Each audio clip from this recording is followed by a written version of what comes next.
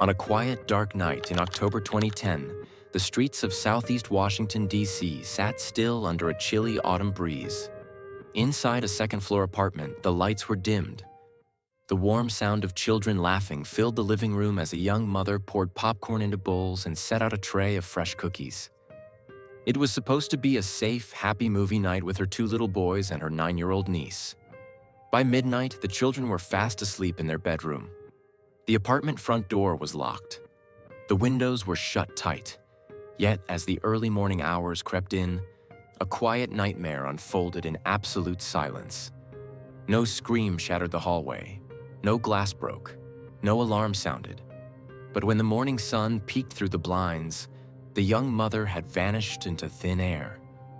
Her two little boys woke up and walked into the living room, calling out her name. The silence that answered them was deafening. Hours later, when her family frantically entered the apartment, they found her purse sitting on a kitchen chair. Her wallet was inside. Her money was untouched. But resting quietly on a bedroom pillow was the one detail that made everyone's blood run cold: her pair of folding eyeglasses. Unique Harris had suffered from severe eye problems since the 4th grade. She was legally blind without her glasses. She could not walk across a room, let alone step outside into the dangerous city streets without putting them on. Leaving those glasses behind meant one terrifying thing: Unique had not walked out of that apartment on her own. Someone had taken her. And as the years dragged on with no body, no scene, and no answers, the police were left with a haunting mystery. How does a young mother vanish from a locked apartment while 3 children sleep peacefully just a few feet away? Today, we are uncovering the shocking case of Unique Harris. If you believe that missing victims deserve to be fought for, and that no family should ever be left in the dark when violence strikes, please hit the subscribe button. Click the notification bell and drop a comment below. When you subscribe, you help keep cases like Unique's alive. You give a voice to victims who can no longer speak for themselves, and you ensure that the truth is never buried. Unique was born and raised with a deep love for family. Growing up, she was the oldest of 3 children raised by her devoted mother, Valencia Harris. Because Valencia was young when she had Unique, the two shared a bond that felt more like best friends than just mother and daughter. Unique was a bright, beautiful girl who was fiercely protective of her younger siblings. As a little girl, she was obsessed with purses and baby dolls. She carried a doll with her wherever she went, showing a warm, caring motherly instinct long before she ever had children of her own. In school, she was popular, sweet, and always tried to make sure everyone around her was happy. After graduating high school, Unique became a mother herself. She gave birth to her first son, Richard, and 2 years later, her second son, Andre. Being a mother became her entire world.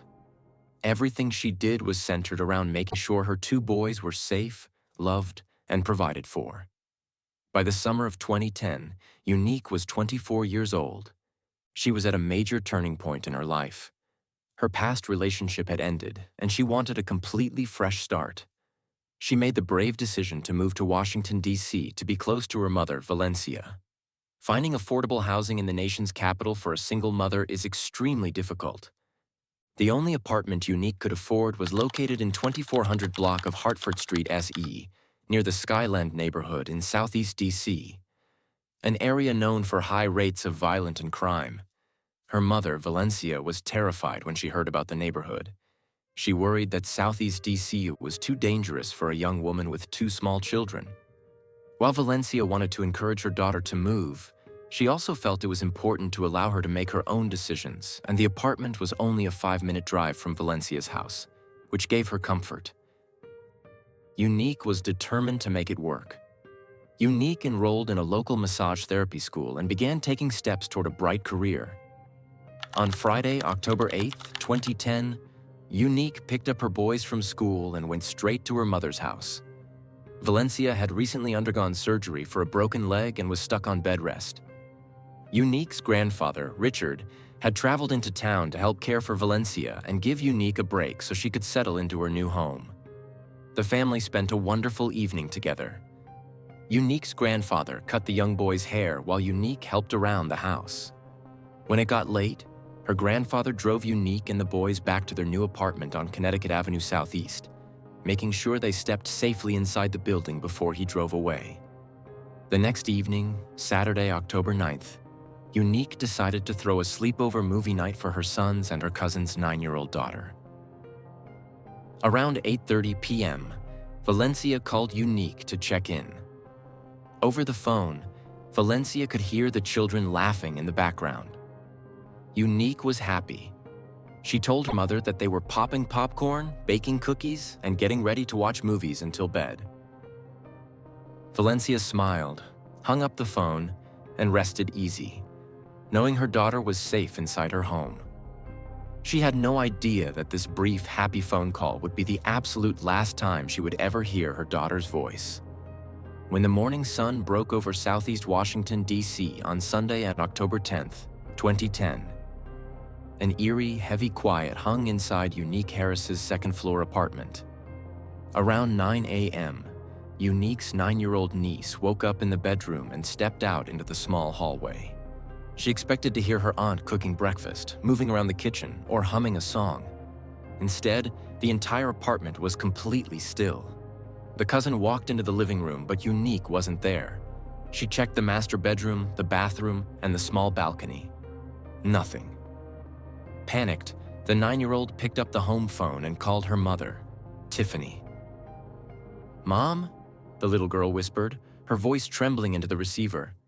"Aunt Unique isn't here. We're in the apartment all alone." Tiffany tried to stay calm for her daughter.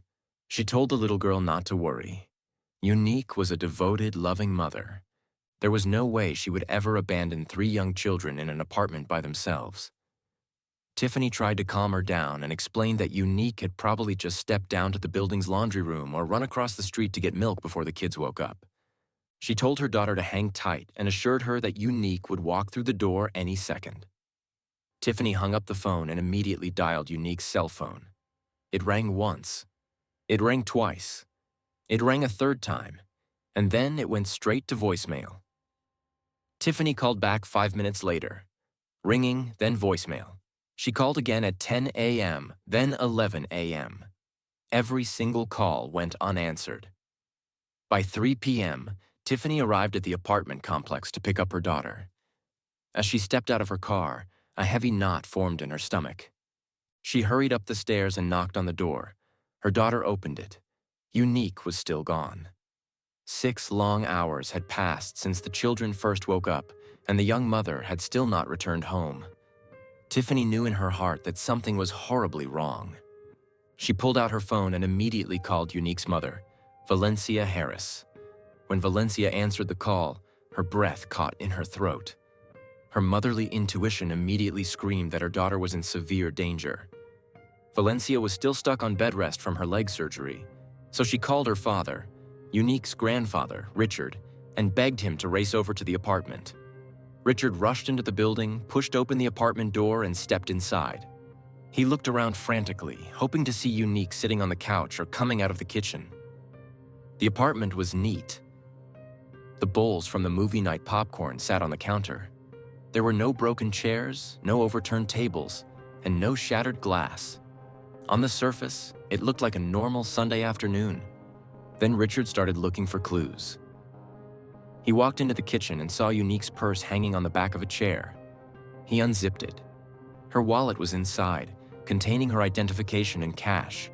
But as investigators would later confirm, Unique's cell phone and house keys were missing from the apartment. If Unique had voluntarily stepped out to run an errand, why would she take her keys and phone but leave all her money and her ID behind? Next, he walked into Unique's bedroom. Sitting quietly on top of her pillow was her pair of folding eyeglasses. Richard stopped dead in his tracks. His heart dropped into his stomach. Unique had suffered from severe eye problems since she was 9 years old. Her vision was so poor that without those glasses, the world around her was a blur of shapeless colors. She couldn't read a street sign, identify a face, or safely navigate a flight of stairs without them. She never, under any circumstances, left her bedroom without putting her glasses on first. As Richard stared at those folded glasses resting on the pillow, a chilling realization washed over him.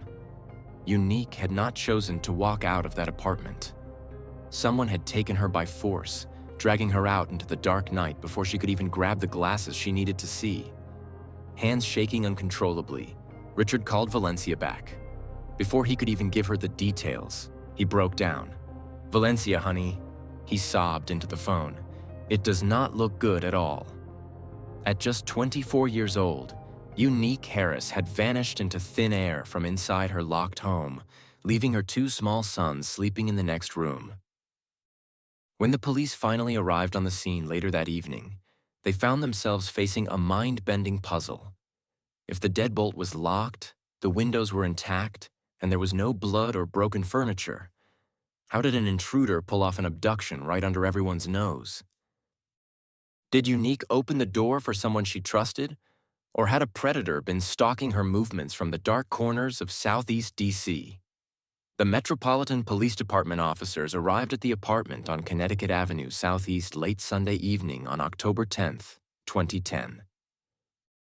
As detectives walked through the front door that night, they expected to find a typical crime scene. They looked for knocked-over chairs, torn curtains, or blood on the carpet. But as they moved from room to room, they found absolutely nothing out of place. There was no sign of forced entry. The deadbolt on the front door was intact. The window frames were smooth and undamaged. The apartment was strangely pristine. Detectives immediately began questioning the neighbors in the building. But they quickly ran into a major roadblock. The apartment complex where Unique lived was poorly maintained. There were no security cameras in the hallways or near the entrances.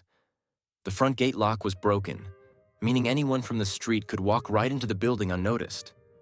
Even worse, the intercom system did not work. If someone came to Unique's door in the middle of the night, they couldn't call up from the front door. They had to knock directly on her wood paneling. When police knocked on neighboring doors on the night of October 10th, 2010, the residents shook their heads. No one had heard shouting. No one had seen anyone lurking in the stairwell. Detectives then turned to the three children who had been inside the apartment that night. They gently interviewed Unique's 9-year-old niece. The little girl tried hard to remember the night. She told detectives that while she was falling asleep, she thought she remembered hearing a man's voice somewhere in the apartment. But she wasn't sure. She said the voice was low, and it might have been coming from the television or from the apartment next door through the thin walls. Unique's two young sons, just 5 and 3 years old, had fallen asleep right after the movie started. They remembered nothing at all. Without a clear witness or obvious physical evidence, the initial police response began to stall. Investigators initially treated the case as a standard missing person report during those first few days of October 2010. They suggested to Valencia that perhaps Unique had simply grown overwhelmed by the stress of moving and stepped away on her own. The suggestion infuriated Unique's mother. Valencia knew her daughter inside and out. Unique was completely devoted to her boys. She didn't drink, she didn't do drugs, and she didn't have a car. More importantly, she could not see without her glasses, which sat on the bedroom pillow, and her purse full of cash sat on the chair. Unique would never abandon her children, especially not without her sight. During those crucial early days in October 2010, police brought in canine search dogs to scour the area around the complex. One bloodhound picked up Unique's scent and led handlers straight toward a wooded area near the neighborhood, where officers uncovered a discarded jacket believed to be hers. But despite the lead, the trail went completely cold, leaving investigators with no physical trace of where she was taken. As the middle of October 2010 arrived and days turned into weeks, Valencia realized that if her daughter was going to be found, she had to fight for her herself. If anybody knows anything about what happened to my daughter or where she is, I would be eternally grateful if you help us in finding her. Some information that you think may be small may not be small. There's no such thing as small information with something like this. You may know something that can bring my daughter home to her sons. Valencia took to the streets despite her healing leg. She printed thousands of bright pink missing person flyers and handed them out on corner after corner across DC. She called local news stations every morning, begging them to put Unique's face on television. She reached out to national organizations like the Black and Missing Foundation to ensure her daughter was not forgotten by the public.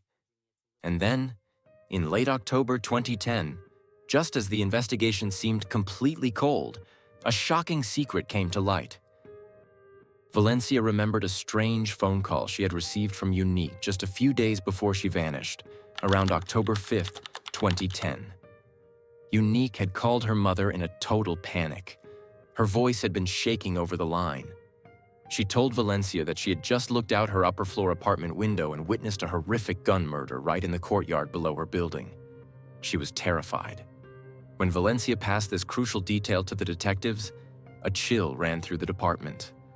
Could Unique's sudden disappearance on October 10th, 2010, be a retaliation hit? Had the killer seen her standing at her window and come back in the dead of night to silence the only witness? This terrifying lead sent police scrambling to check recent homicide reports from early October 2010 in the area. Detectives reviewed the murder that took place near her building days earlier. They investigated whether someone from the street could have tracked Unique to her second-floor unit. For several weeks in November 2010, this theory became the main focus of the investigation. Every lead seemed to point to a dangerous killer trying to cover his tracks. By late November 2010, after weeks of checking alibis and searching the crime records, police dropped a second bombshell that left everyone stunned. Detectives officially ruled out the witness revenge theory. They determined that the shooter in the courtyard murder had no way of knowing Unique was watching from her window, and there was no connection between the two crimes. The case was right back to square one. As 2010 came to a close, Unique Harris was still missing. Her glasses were still sitting on that pillow, and the person who took her was still walking the streets, completely free. By late 2011, a full year had passed since Unique Harris vanished from her home. The cold autumn winds had returned to Washington, D.C., but for her family, time seemed completely frozen. Her two little boys, Richard and Yuandre, were taken back to Virginia to live with their father. They spent every single day asking when their sweet mother was coming home to bake cookies and play games. Valencia had no answers to give them. All she had were tears, prayer, and her own relentless determination. Police continued to take tips from the public, but almost every single lead dissolved into thin air. Detectives looked into a local maintenance man who worked in Unique's apartment building. They discovered he was a convicted felon who had been fired for illegally entering tenant apartments without permission. It seemed like the perfect break in the case, but after intense interrogations and alibi checks, police found no physical connection linking him to Unique's apartment on the night of October 9th, 2010. Next, police followed a strange tip about an ice cream truck driver whom Unique had argued with weeks prior. That lead also turned out to be a dead end. Then came the cruel phone calls. Desperate people trying to make a quick dollar called Valencia's house late at night. One voice on the line coldly told her she would never see her daughter alive again, only for police to trace the call and discover it was just an empty, heartless prank. Month after month, the silence grew heavier. By 2012, 2 years after Unique disappeared, the Metropolitan Police Department released a public plea for help. They put out a video showing Valencia holding her daughter's picture, begging anyone in D.C. to come forward. But no new witnesses spoke up. The streets remained dead quiet. Behind closed doors, the legal system was running out of patience. Because there was no body, no weapon, and no obvious crime scene, detectives reached a terrifying legal wall. In order to move the case from a missing person file into an active homicide investigation, they needed a formal legal declaration. In late 2014, 4 years after Unique disappeared, detectives approached Valencia with a heartbreaking request. They asked her to petition the court to have her 24-year-old daughter legally declared dead. Signing those court papers was the hardest thing Valencia had ever done in her life.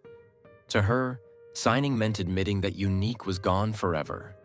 But she knew that if she didn't do it, the police would stop chasing the killer. So, with a shaking hand, she signed the document. The case officially became a murder investigation. Yet even with the new status, The file sat on a cold desk, gathering dust as the calendar turned to 2015, then 2016. Then, in 2017, 7 long years after Unique vanished into the night, a brand new team of homicide detectives took over the case file. They decided to start from scratch. They reopened the old evidence boxes, blew off the dust, and began re-interviewing everyone who had been linked to Unique's life in 2010. Among those people was Unique's oldest son, Richard. Back in 2010, Richard had been just 5 years old. He was too young, terrified, and confused to explain what he had seen. But now, in 2017, he was 12 years old. His memory had matured, and the dark fog of that October night finally began to clear. Detectives sat down with the young boy in a quiet room. They asked him to think back to the night of the sleepover, back when he was 5 years old. Richard looked at the officers. Then he dropped a bombshell that shook the entire investigation to its core. He remembered waking up in the middle of the night to use the bathroom. He opened his bedroom door and peeked into the dark hallway. Standing inside the apartment was a man he recognized, a guy who hung around the neighborhood, a man everyone called Iceberg. Richard recalled getting scared, stepping back into his bedroom and pulling the door shut. But as he stood in the dark room, he heard his mother's voice through the door. Unique was desperate. She was yelling 2 words over and over again. "Get out! Get out!" And right after those words, the young boy heard muffled, struggling screams before the apartment went completely quiet. For 7 years, that terrifying memory had been locked inside a child's mind. And suddenly, detectives had a name. Iceberg. Who was this man? And why had his name been buried in the shadows for nearly a decade while a grieving mother begged for answers? The name Iceberg did not come out of nowhere. As soon as 12-year-old Richard spoke that nickname in 2017, the lead detective pulled out an old, forgotten interview file from 2011. The man behind the nickname was 35-year-old Isaac Moye. Isaac Moye was not a stranger to police. He was a convicted violent felon with a long rap sheet. More importantly, he was an acquaintance of Unique Harris who lived in her neighborhood in 2010. When detectives interviewed Isaac Moye between 2011 and 2020, he constantly changed his story to fit whatever evidence police held. First, he claimed he barely knew Unique and swore he had never stepped foot inside her home. Second, when confronted with witness accounts, he changed his story, admitting he was at the apartment that night but claiming he simply slept on the couch and that she was completely fine when he left. Third, he flatly denied ever having an intimate relationship with her. Until 2017, when technicians matched his DNA directly to the sofa cushion foam, forcing him to alter his story once again. Every time the evidence advanced, Moye's story shifted, painting a clearer picture of a suspect scrambling to cover his tracks. Yet, for reasons that still haunt the family to this day, police in 2011 never named Moye as a suspect publicly. They had no eyewitness confirming he was inside the apartment, and they had no physical evidence placing him at the scene of the crime. So, Moye simply walked out of the police station and continued living his life in D.C. while Unique's family suffered. Now, in 2017, detectives had young Richard's account, but eyewitness memories from a child 7 years after the fact were not enough to secure a conviction in court. Police needed cold, hard forensic evidence. They went straight back to the evidence locker to examine the physical items collected from Unique's apartment back in October 2010. Inside the locker sat a piece of fabric cut from Unique's living room couch. On the very first day of the investigation on October 10th, 2010, forensics officers had noticed something strange on one of the couch cushions. Someone had taken a sharp blade to physically cut a hole out of the fabric and carve out a chunk of the foam underneath to destroy a biological stain.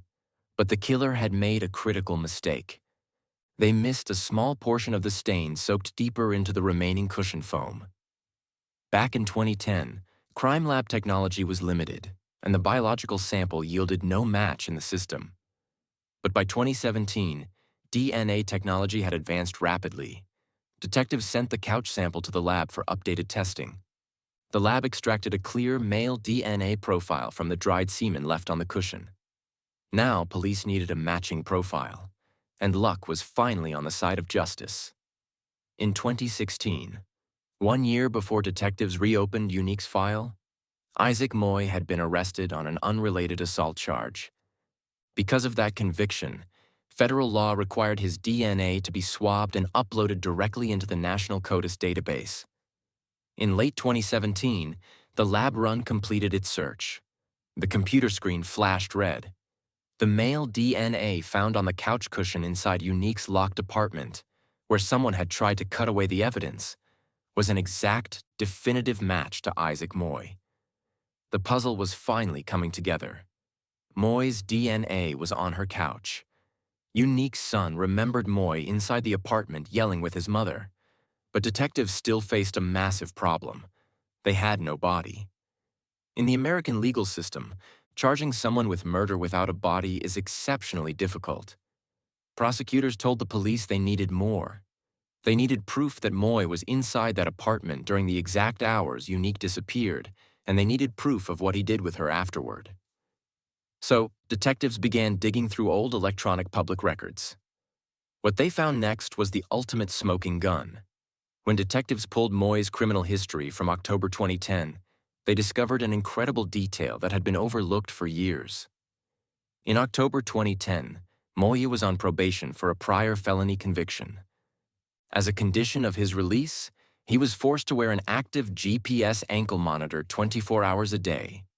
In 2018, technicians pulled the archived satellite tracking data from the exact night of Saturday, October 9th, into Sunday, October 10th, 2010. The satellite records mapped Moye's movements with chilling precision. Phone records showed Moye called Unique's cell phone at 10:39 p.m. Just 1 minute later, at 10:40 p.m. on October 9th, his GPS ankle monitor placed him directly at her apartment building complex. The tracking data proved Moye remained at her complex throughout the entire night, for nearly 9 full hours, before leaving at 7:30 a.m. on Sunday morning to head to a nearby wooded area at dawn. The long net of the law finally closed in on December 19, 2020. More than 10 years after Unique Harris vanished from her locked apartment, homicide detectives drove to Isaac Moye's location and placed him in handcuffs. The 44-year-old man was officially charged with second-degree murder. When Valencia Harris received the phone call that her daughter's killer was behind bars, she fell to her knees in tears. 10 hard years of marching through the streets, handing out flyers, and refusing to let DC forget Unique had finally paid off. But getting an arrest was only half the battle.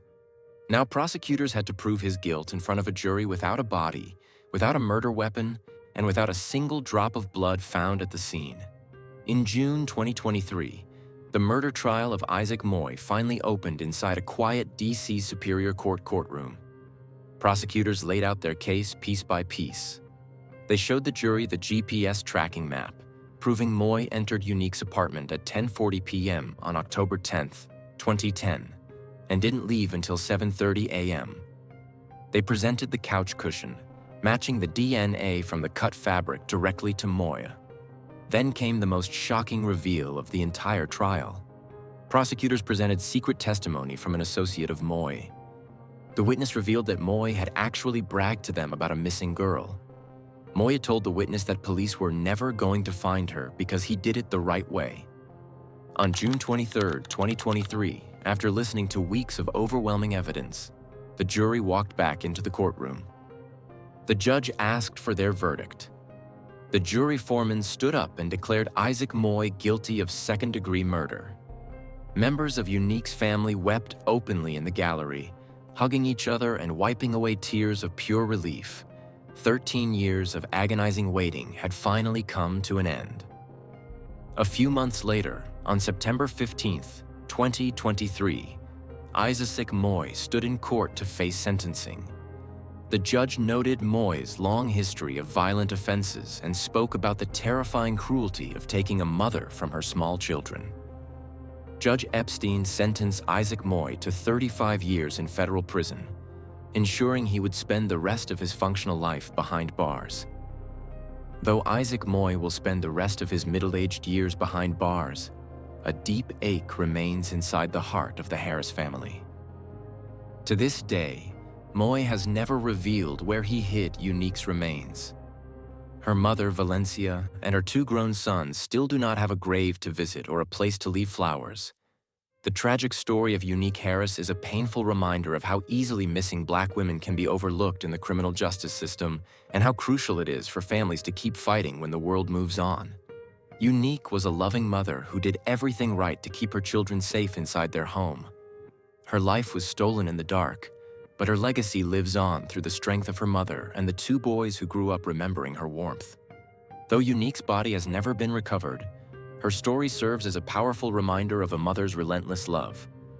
Valencia Harris never stopped fighting, showing the world that no victim is ever truly forgotten, as long as someone stands up to demand the truth. What do you think about the courage of Unique's family throughout this 13-year fight for justice? Share your thoughts in the comments below, and don't forget to like and subscribe to help us keep these important cases alive. Never stop searching for the missing. Never stop fighting for the truth. And never let a victim's name be forgotten. Until next time, stay safe, look out for one another, and keep seeking the truth.